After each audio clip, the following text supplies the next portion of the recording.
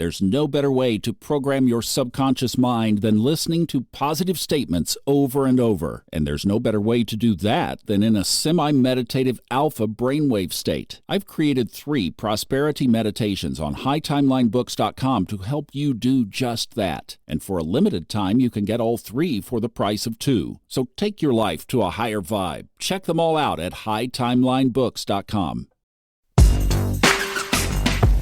It's Hump Day on the Fun Astrology Podcast, March 5th. Thomas Miller, thank you so much for joining us. We have a really cool, subtle little pattern in the sky that I'm excited to talk about today.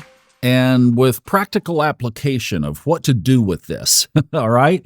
The subtle, well, it's really actually not that subtle. There's a big kite formation in the sky today. That's one of the most favorable aspect patterns that there is in astrology. And it looks like a kite. I mean, a diamond-shaped kite. And it fits right in with our March Funness program because one of the corners of the kite is the moon.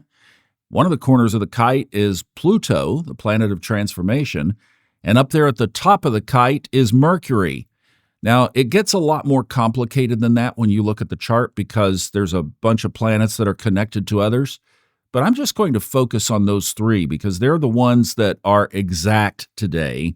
The moon enters Gemini this morning at 7:30 Eastern Time. And then about 45 minutes later, around 8:15, we have Mercury and Pluto in a sextile relationship.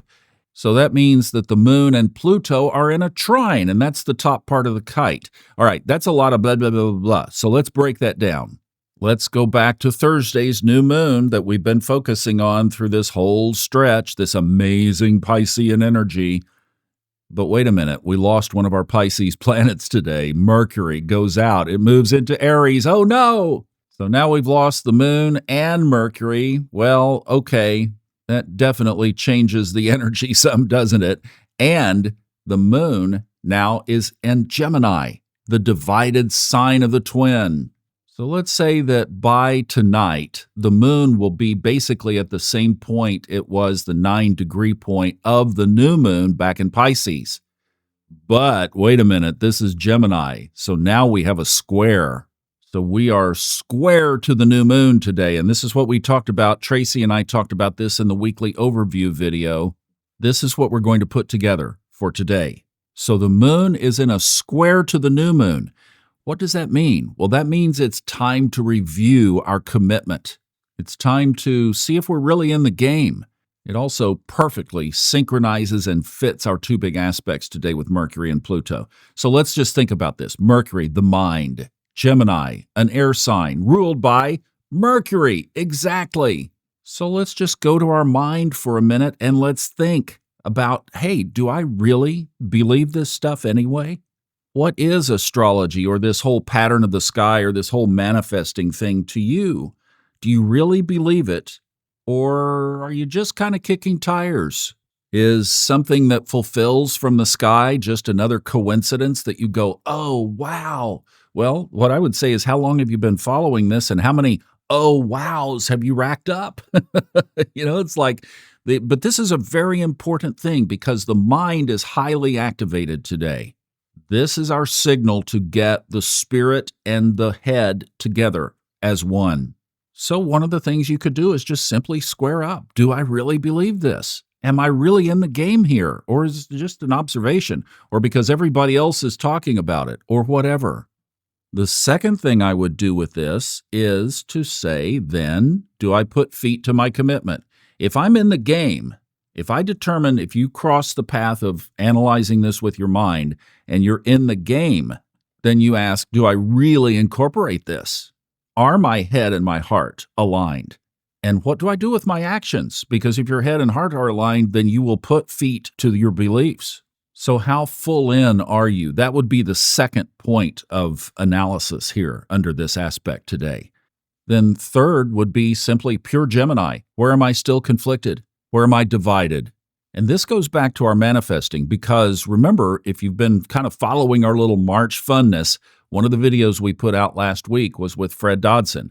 And I asked him, I said, what's your number one shot? What's your number one best shot at this? And he basically said, I asked him, what audiobook would you be listening to? and he said reality creation technique, because that book, in just a couple of hours, basically teaches to let these conflicts come up. If you've been playing along with us and you did your manifesting, creating work last Thursday, then now you're coming to that point where you examine the negatives. Oh, come on, that can never fulfill. Oh, you don't have any assurance of this. Oh, this is pseudoscience. Or, no, that's too big of a goal for you. That kind of thing. You allow those to come up to the surface. You don't stuff them down. You don't run from them. You allow them to come up, and then you neutralize them. And that's what the book teaches. If you have it in your audiobook library, I would suggest you go back and put that thing on play 1.5 or whatever and mash through it. And it changes gears. But the whole book, I think it's like 4 hours. I mean, it's a quick listen.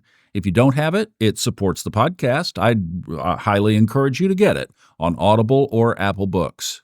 And by doing the technique through today and tomorrow, it would absolutely give you feet to the fire of everything that is going on in the sky to support your journey and to support your creations from last week.